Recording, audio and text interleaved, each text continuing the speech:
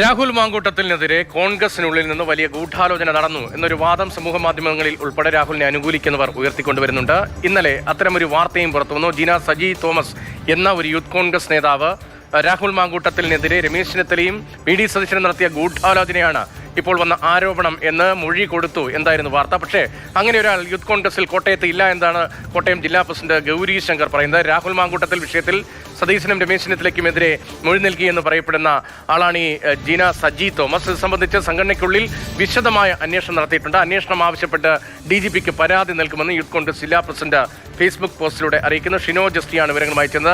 ഷിനോജ്, രാഹുലിന്റെ വളർച്ച അതിൽ അസൂയ പൂണ്ട് വി ഡി സതീശനും രമേശ് ചെന്നിത്തലയും ചേർന്ന് രാഹുലിനെ ഇല്ലാതാക്കാൻ ശ്രമിച്ചു, അവരാണ് ഈ ഗൂഢാലോചനയ്ക്ക് പിന്നിൽ എന്നൊരു കേൾക്കുമ്പോൾ തന്നെ ഒരു അല്പം വിചിത്രമെന്ന് തോന്നുന്നൊരു വാദമാണ് ഇന്നലെ മൊഴിയായി വന്നത്. ഈ മൊഴി നൽകിയ ആളുമായി ബന്ധപ്പെട്ട് അങ്ങനെ ഒരാളെ ഇല്ല എന്നിപ്പോൾ കോട്ടയം ജില്ലാ പ്രസിഡന്റ് യൂത്ത് കോൺഗ്രസ് ജില്ലാ പ്രസിഡന്റ് ഉൾപ്പെടെ പറയുമ്പോൾ ഏത് തരത്തിലാണ് ഈ വിഷയം സംഘടനയ്ക്കുള്ളിൽ ചർച്ച ചെയ്യപ്പെടുന്നത്?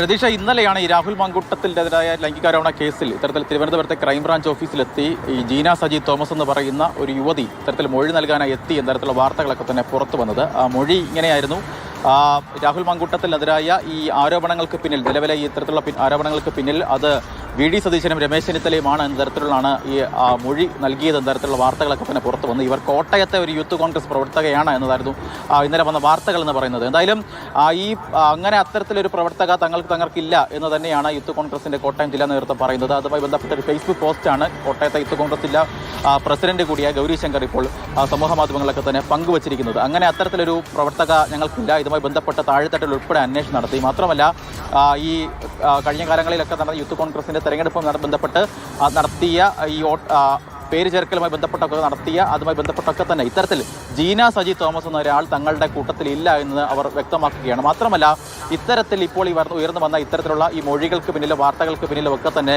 DYFI ആണ് എന്ന തരത്തിലുള്ള ആരോപണം കൂടി യൂത്ത് കോൺഗ്രസ് ഇപ്പോൾ ഉയർത്തുന്നുണ്ട്. ഇതുമായി ബന്ധപ്പെട്ട അന്വേഷണം വേണമെന്നാവശ്യപ്പെട്ട് DGPക്ക് ഉൾപ്പെടെ പരാതി നൽകാനാണ് നിലവിൽ യൂത്ത് കോൺഗ്രസിന്റെ തീരുമാനമെന്ന് പറയുന്നത്. എന്തായാലും മറ്റൊരു കാര്യം കൂടി, നിലവിൽ ഈ ജീന സജി തോമസ് എന്ന് പറയുന്നത് കോട്ടയത്തെ ഒരു പ്രവർത്തകയാണെന്ന തരത്തിലാണ് വാർത്തകൾ വന്നത്. പക്ഷേ ചിങ്ങവനത്ത് ഇവർക്കുമായി ബന്ധപ്പെട്ട് ഒരു വിസ തട്ടിപ്പുമായി ബന്ധപ്പെട്ട് 2021 കാലയളവിൽ ഒരു കേസ് ഉള്ളതായുള്ള പ്രാഥമികമായ നിഗമന വിവരങ്ങൾ കൂടി ഇപ്പോൾ പുറത്തു വരുന്നുണ്ട്. ഏതായാലും അടിമുടി സംശയങ്ങൾ ഉള്ള ആരോപണങ്ങളൊക്കെയാണ്.